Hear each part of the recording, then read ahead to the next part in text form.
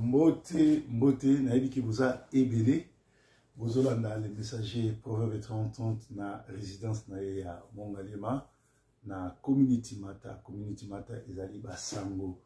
tout la rabino chaque week-end sur comment vous allez intégrer la communauté et ko yeba mebe kwa mboka et ko pesa bino information sur l'immigration parce que c'est né boy ba ke UK board to UK ou bien mon fils a commis na kanda na nenga osakanate Angleterre tout le reste que mindele ba na kanda moko osakanate ça dit ba il faut se rendre compte que ba sala ki erreur au pesa biso mikanda ba sala erreur au pesa biso nationalité alors ba te belé ba bize na ngo do mikolo na mon fils e komi kaka osali erreur muke ba longoli visa na bango ba longoli nationalité na bango ba tio na déportation OK o na zo sabino bokeba ba pesa ki au visa il y a skills visa c'est-à-dire au rosal mais so ba moni osali 3 mois ko mosalate ba e ba kangi ba nigérien ba toni na détention na déportation détention donc ezakuna déportation détention ba tondi ba ganaye ba tondi ba congolais ba tondi alors lelo oyo tozali bongo le 2 avril pendant le 31 mars où il y a fin il y a journée à la femme sangoma lamu ekwela ki proverbe 30 na mboka oyo ezamboka moko ba sakanaka na mibe côté ba sakanaka na batute mutu moko te akosa yo mutu moko te atindika yo ofunda ka batu pozwa advantage ne balba en anglais take advantage so ki ozo funda mutu po take advantage ba benga ngo malicious allegation ezana ba répercussion na nenga osakanate bandeko nanga donc ezali grave nazo banda émission oyo to série enseignement oyo na kofongola champagne na oyo sabino pona ni na kofongola champagne parce que makamongo bandaki awa na lokole yebana ki mokili mobimba esengeli pe esuka kaka online batinoso ba yebango ba yebake moto azana nzambe moto azana ba promesse nzambe mutu oyo atamolaka na nzambe basakanaka na eti alors ezali mpona koyebisa bino ke nazofungola wana ndenge ke etya makelele makasi te po tozocélébrer victoire monene voilà tozocélébrer victoire monene comment nous célébrer victoire monene il y a victoire na ndinga osakanate proverbe 30 ba tchakiye ouais ezo benana nazo ngate etya makile makasi ezo ya malin ouais yope sabre nanga victoire na komo na Yoshua Mashia yes ozankolo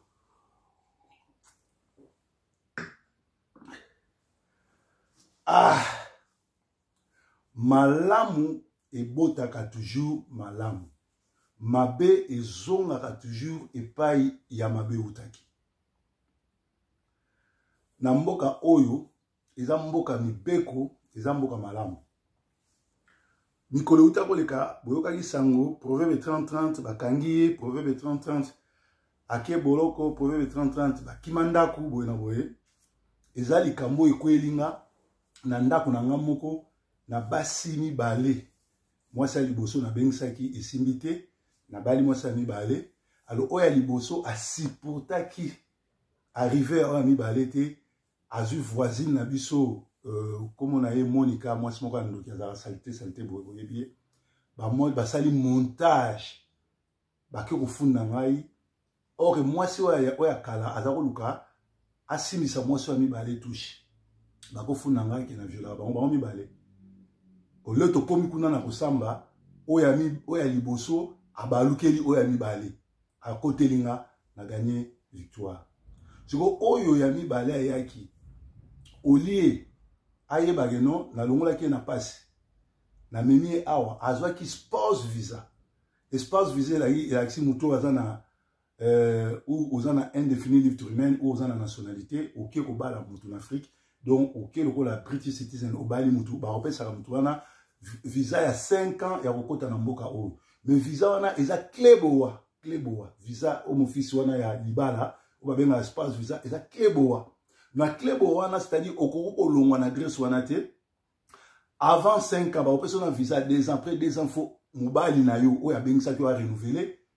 Et puis, il faut au foot à mon 1800 pour nous renouveler pour Babaxeno 3 ans. Et puis, il faut mon bail soit foot à 2000 pour na NHS, c'est-à-dire la santé. Alors, il y a des gens qui Bando qui à Manchester, Linguier, surtout Jean-Claude na Emily. Batou Bazali, Kosambela, na bango na ngembo kuna, bota la bilongi na bango bilongi ma be, yango bazo bota de boile ya ma be parce que batnu so ba détruire ba foyer bat moyete. Na moi na moi si msoaze longi ma be elongi mi gugu afi ba ke ko zoyer moi ça na visa ya libala. Allez, mama be na ye ko bundisa ye na ndako ba bundi ali ya kini epa ya afi azuye ba kei na ye na place les femmes sont battues. Les baké na babé en refuge. Do yako bwaka ngunda neti nga na violaka ye kuna lubi na kangela ke ndaku na pesa ke ba portable te oyika biloko oyebi ko kangela mutu ndako ko traiter mutu lokola esclave na loi Angleterre eza prison en vie. Do makambo akendako loba ezaki dongana ke de prison en vie ba mo ba pese mukanda. Or azobosa na ke leto kindeki na police station oyo na sima ya ndako a passer Eric na sima ndako a titiwi songo mwana nga c'est-à-dire babenga ngo nini Central Park police alobaki naza no guilty bomona ki ba vidéo na bimaki no guilty tout donc lokola na ki no guilty partout au memangai yozo salanga harcèlement harassment à quelle source na police ya nini ya Salford Kufunda babengani akena police à Swinton babengani bayokalité bango na Jean-Claude na Emily bake otika isikoyo na famille Côte ake no funda ngai ko kuna ba opese mukanda bake kuna pe batali record nanga babengani sikoyo nzoka ya la soko zo funda mutu abengisa kiyo mutu atana tuka musala sala ka yozo ozo maltraiter ozo no funda ka ye police ye moka balukeli police atindi mikanda epa ya ba violation ko babenga ngo domestic violence mibali yo basi banyoko la bango bazala ba service social dans tous les 5 minutes téléphone na rezo benga bazozo nga ke bazobenga est-ce que vous êtes dépressé to moni ne banyoko liyo to moni ba sali boy bango mo ba bengi home office babi moi swana nenga za boy visa na ye basi banila akova na suna mboko te tala nenga zo nyoko la moto allez mbala mo home office le 31 ake ko récupérer moi si oya ndoki na longola ki na Kinshasa bakene na détention siko donc kuna siko baza ko travailler potier yo mo boye ba ndeza ali papu mbala moko azozo a téléphone azobenga proverbe ya kozwanga proverbe ba ya kozwanga ya bazo refulenga bona bo ata bino moko esenga na azoba pona ke ndesusu na home office na kino binisa mutu oyo amenenga vidire alingaka kangisanga mutu nga na longoli na pasi na futela kanda ku tu na kosala mote mama bena asasena ki pardon yebutane British ba kosala lote tala sikoyo ndenge nini mutu oyo azali na visa ya libala spouse visa na visa na 5 ans bato ya mitema mabe basi ya mitema mabe bandoki ya Manchester ba ye ko mema ye na loyenge bakendo kotika ye na ndako oyo ya les femmes bâties tandis qu'elle n'a jamais été battue et ba tindi kaka ye funde na la police boy kose na la police boy tant chaque fois que nous funda mutu na la police aux en ba preuve et ça harassment c'est-à-dire aux harceler na mibe kwa l'état aux ali sous mutu ko va na mboka na te poete au départ visa na isa annulé et puis mobali na yo a renouveler le visa te donc nazo benda bino matoyi batnyo surtout baza na Angleterre soko yaki na libala to sa mobali na yo to sa mwasi na yo yokela kaka mobali na yo batoto yo okuta na mboko oyebi bango te bamsu ba bandoki bamsu ba ne semono te bamisusu ba bilongi mabe ba kozwa koza mwasi kitoko ba tcho liboso balela ko mbongo na suka nango lelo oyo azana immigration na déportation ata mutu moko akobenga ete ata mutu moko akoresauve ete akomi kobenga nga abosani ke aneo mobimba azalaki kaka kokende kofunda mpo bakosaki eke akobotola nga ndako akotikala awa bakosaki eke soki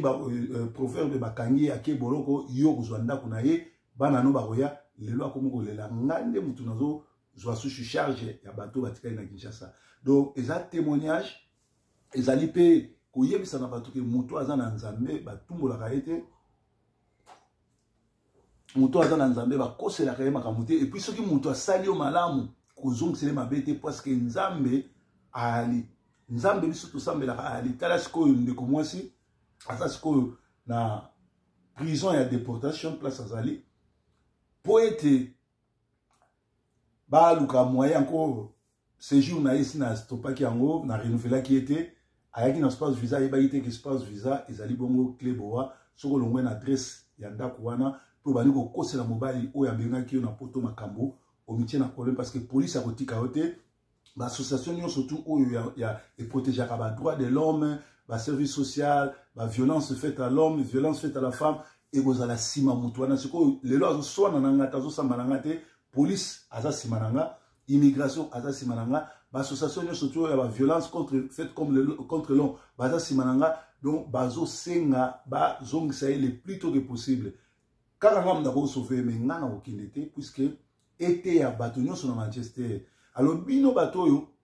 boyebi masolo te bobengisa pe basi te masolo ba couple bato bobeta yango te bokipa makambo na bino bamisu balia basi na bango babimaka bango na bato awa oyo boluka ko résoudre masolo na bino na basi na bino oyo obeta masolo ya mutu oyo oyebi te en réalité aki basi mibale ba welelaki kimbanda na bango nga na bimi victime oyo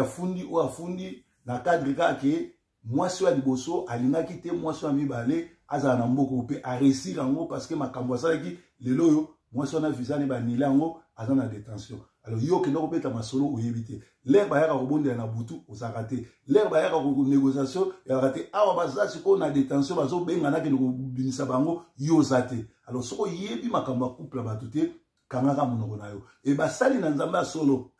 bato ya solo ya communauté zaka pona kokunda bibembe te. Tout le monde a la communauté, on a créé la communauté à Manchester, mais on a battu un aventurier, comme on a fait une communauté bandi, récolter mbongo, après mais la masanga esikali na bambongo bakaboli, ali masanga esikali ba mimi na banda kuna bango. Bozo pe ma malédiction na kufa banda kuna bina ngo bongaka te, bana na bino pe ba bongaka te. Bozo comprendre parce que bozo lia mbongo ya makila bato, bozo yiba mbongo ya bibembe. Tango bato bazala ba conflit, pour la ni bozo réconcilier bato te so boza communauté. Pour la ni boye daki ndeko ya mwasi te boye sema ba yaki na visa libala bato bazo kosa yo boye na boye siko lelo oyo 5 ans na ye esili azozonga Congo kokendo souffrir ndako ngam na zako futa na futa ka souté c'est-à-dire azongeli ndako ya manzanza azongeli passe muto alongwaki déjà na passe akomaki awa alongwaki na délestage alongwaki na ki nini passe ya Congo ayaki awa mais bino bandoki lokola ye pasaki mayele te atanga classe te akoti na loyenge bayebiseke lofunda akofunda kende boy ozoke no funda mutu oyo apesaki yo visa mutu asalaki po yo ya mutu oyo azana record moko criminal record te baokange te. Donc bokeba soko ozwaki visa ya libala tosa mobali soko ozwaki visa ya mobali mutu amemaki yo tosa ye soki mwasi mutu amemaki yo tosa kokota masolo na bato te bato ya communauté bapesa conseil te po bango wana bakoseka yo siko ndenge aza kuna na déportation bato wana bakotiele mbongo te bakokende oluka ye pe te soki mpe azongi na Kinshasa bakoyede te. Alors bino baagence oyo bozalaki kosangana na ye bagroupe oyo bozalaki koyede ye bolakisa bolamu na bino bozwila avocat bokende obimisa ye na déportation natala bino so bato ya solo yo Jean-Claude na mwasi na yo Emily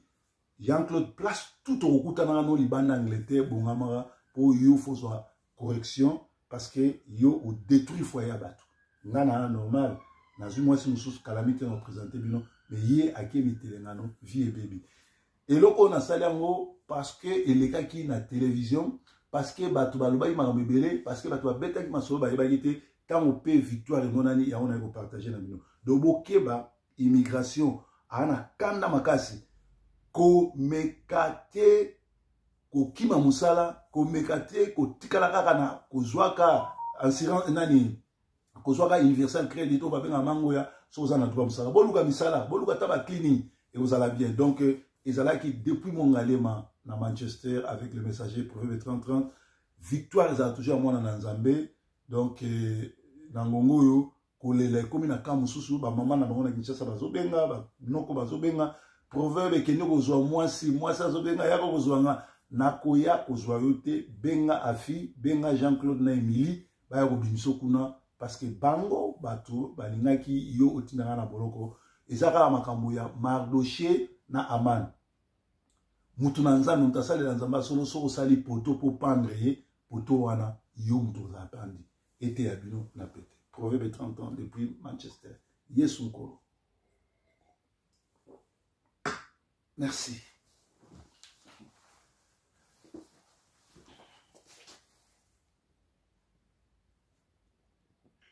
Ezaki depuis Manchester, England, na résidence à Proverbe 30-30. Ete à bino.